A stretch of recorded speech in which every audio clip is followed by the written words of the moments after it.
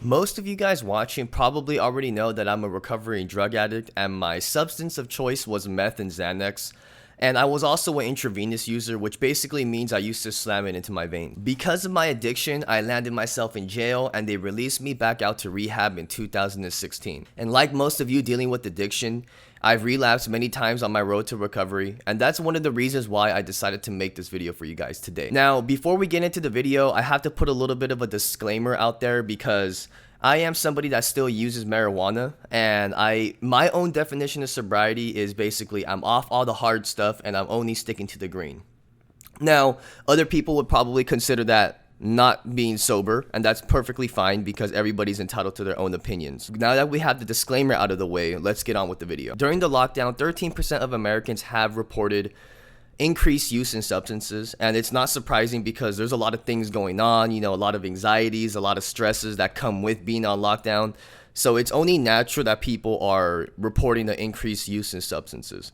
Now, while this makes sense, we're going to be talking about wanting to use or having urges to use when you're feeling super confident and things are going amazing in your life. When I'm going through a rough patch in my life, I tend to shy away from wanting to use substances because I know that if I use, I'm going to be in a complete wreck.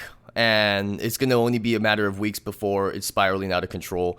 And while I'm going through a rough patch, I'm already in a heightened sense of anxiety. Like I have more anxiety when I'm going through bad shit, and I tend to obsess over the things that I can't control.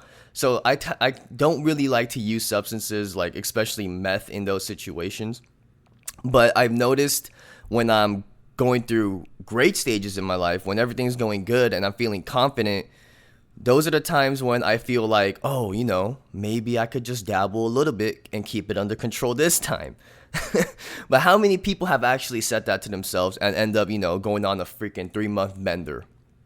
As addicts, we know that we're not going to be able to keep it under control, but we still like to entertain the idea. And we all know what that path entails. It's either homelessness, in prison, or dead.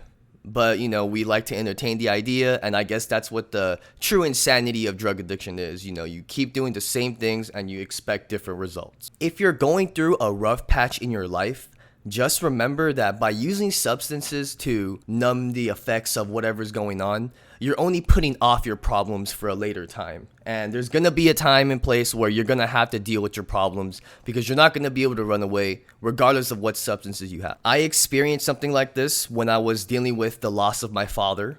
And when he died, I started to use a lot of substances. And it came to a point where I was high on drugs and I was still crying about the situation because you can't run away forever. And that was a very rude awakening that, these drugs are not the answer. And it was a dark place. I was homeless at the time. It was just not a pretty picture. Relapse is never fun. And while the situation sucks to begin with, you got to realize that it's good that you feel shitty about relapsing. If you didn't care about staying sober, the relapse would just be nothing to you and you wouldn't feel bad about reusing. But the fact that you feel guilt and shame from it is one of the first signs of wanting to change. And people say that relapse is a part of recovery. Now, while this is true, this is not some term that you're going to use to use as an excuse to relapse. It's more of a empowering statement for you to get over your relapse when it happens. Definitely not something that's supposed to be used as an excuse. Now, when you relapse, you tend to feel super guilty and shameful, and dwelling on these thoughts and feelings can tend to fuel your drug use even more, and you dive deeper into feeling bad and using, and it's just a vicious cycle. So you use that statement as a way to empower yourself through and stay sober after, however many days you've relapsed for, potentially stopping it from getting to like a couple of months or years or whatever. I was clean for about 6 years before I relapsed during the lockdown.